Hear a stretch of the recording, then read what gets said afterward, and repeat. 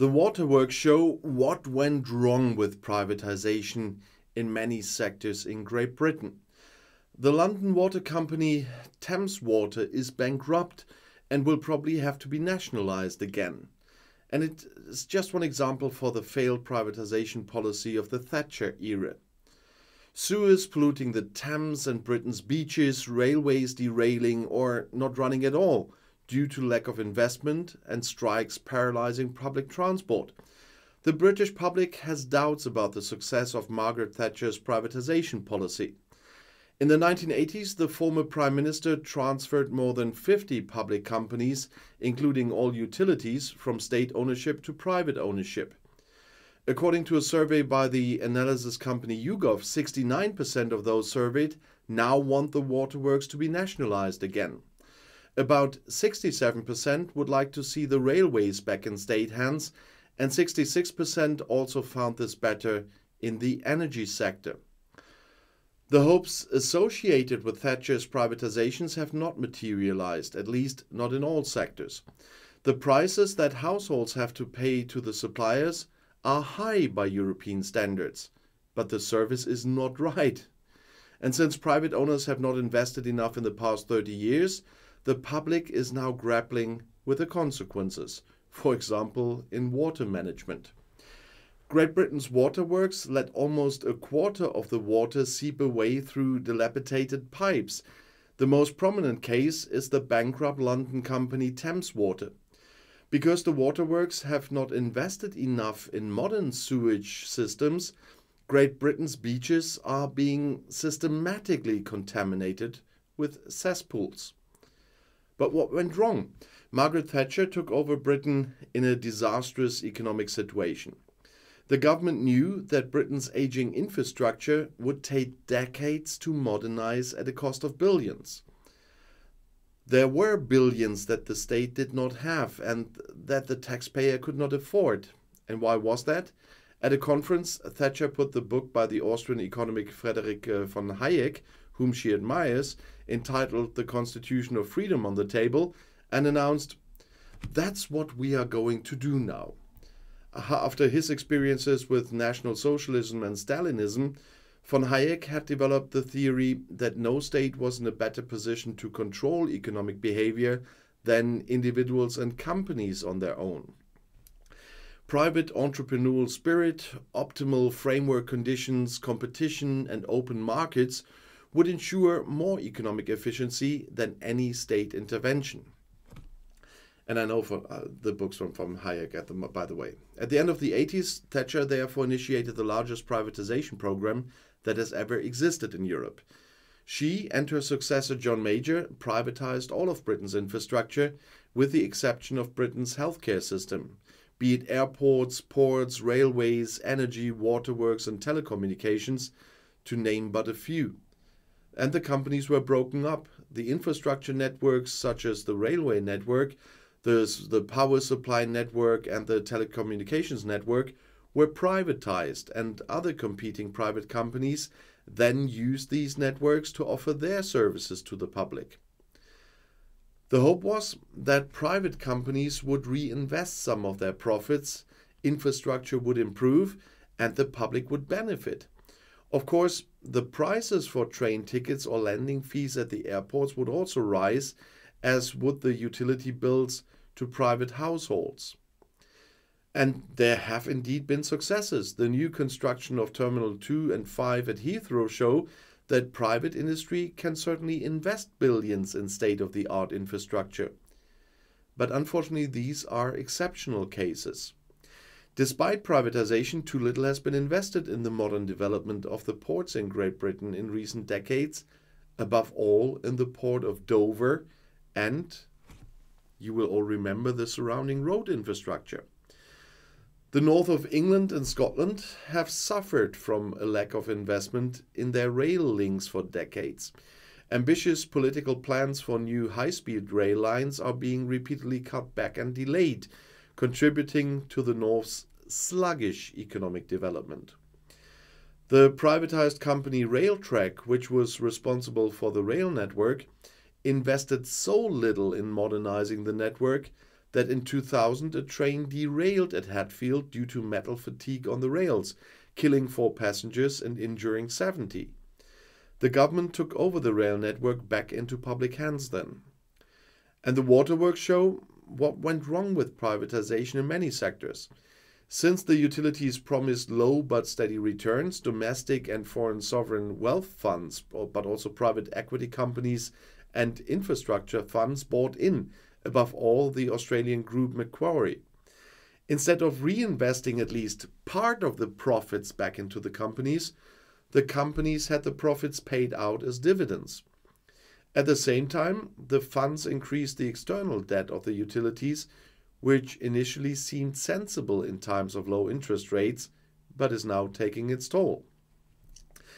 Richard Murphy, an economist at Sheffield University who studies tax avoidance and tax evasion, has calculated that over the past 20 years, water companies have made an average profit of 35% of sales, but spent 2/3 on interest payments and distributed the remainder in full as dividends to the owners. There were therefore hardly any retained earnings. The almost £90 billion invested in the industry over the last 20 years have been financed almost entirely with outside capital, and that means loans. And the maximum has now been reached. And as I said, Thames Water is an example.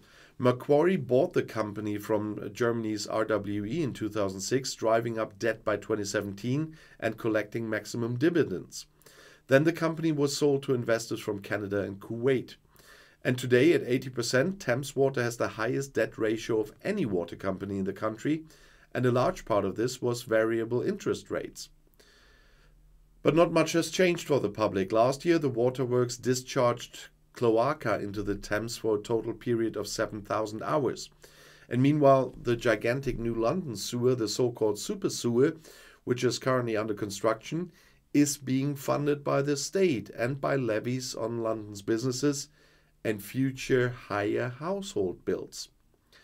The House of Lords estimated that the industry would need to invest £260 billion over the next 10 years to modernize treatment plants and sewage systems. The government would be happy if the industry raised £56 billion over the next 27 years. But shareholders who promised Thames Water £1.5 billion in new capital, for example, have only paid £500 million so far because they hold back. The company is so ailing that the government has already signaled that it would temporarily take Thames Water into state hands in an emergency. They are still hoping for a solution from the private sector, though. The boss, Sarah Bentley, has already been fired. The reason for the unsuccessful privatization, at least in the railway and in the waterworks sector, may not lie in the concept of privatization. I've seen some more successful one here in Germany. But the inadequate supervision and its too lax specifications are there. Only now is the government planning a regulation that in the future, for example, the waterworks should only pay out a dividend if they have made certain minimum investments. Neither the Conservative government under Prime Minister Rishi Sunak nor the opposition Labour Party are considering nationalising the utilities again. The MPs and party members who support Sunak belong to the wing of the party that worships Thatcher and her privatisation policies. Opposition leader Keir Starmer has just laboriously distanced himself from former Socialist Party leader Jeremy Corbyn. He pleaded for the renationalisation of utilities, but failed in the 2019 election campaign against Boris Johnson.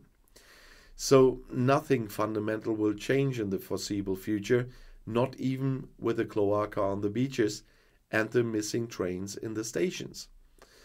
And as I said, privatization is not the problem.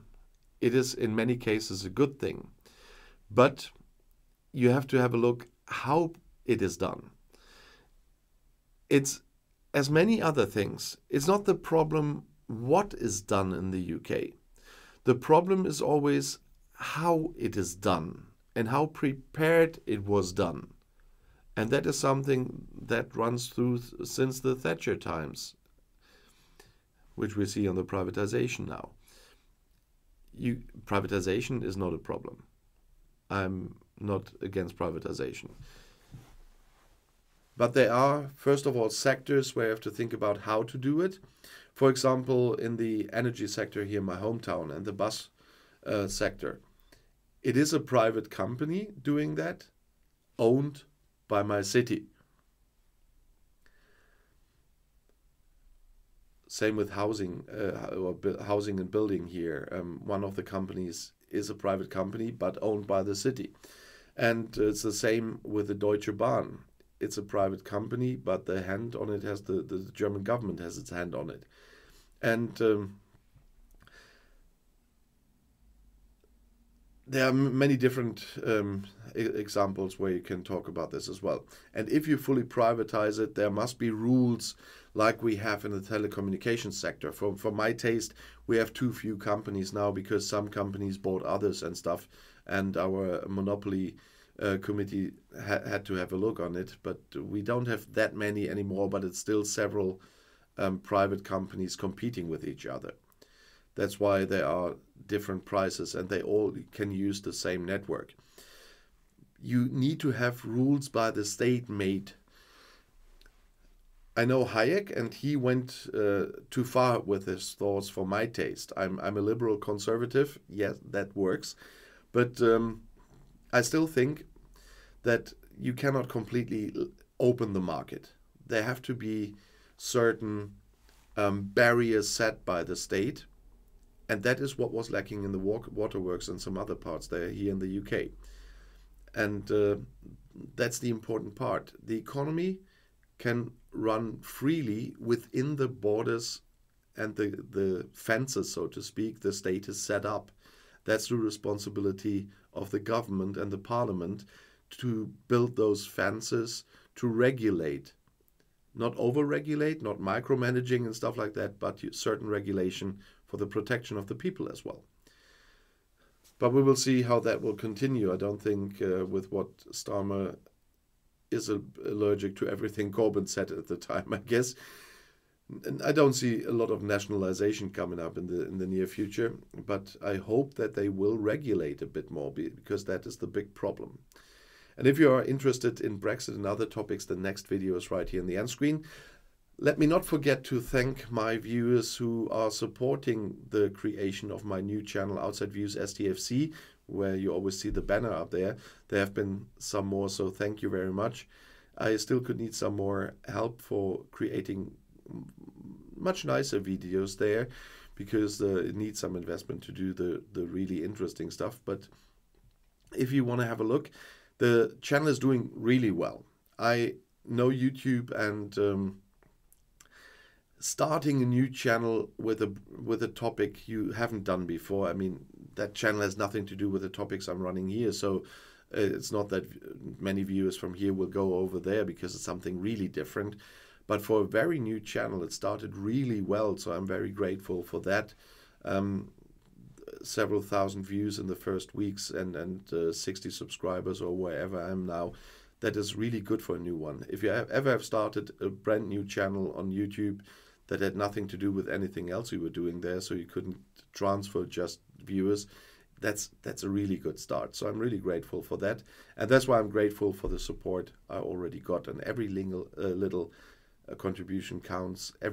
As I wrote, every peso, dollar, pound, euro will help creating more interesting videos on that channel. And I hope to see it grow. So thank you again for all of you who already contributed to the new channel. There you can see what you have contributed to.